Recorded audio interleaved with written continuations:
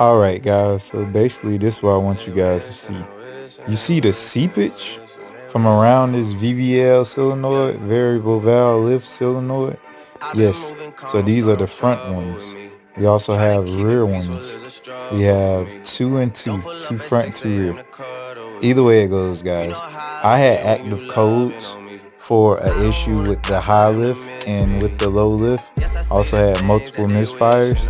This is a clear sign. This seepage of oil around this valve cover gasket right there probably got some O-rings that are basically smushed and you're having oil blow past them, so they can't properly do their job, guys.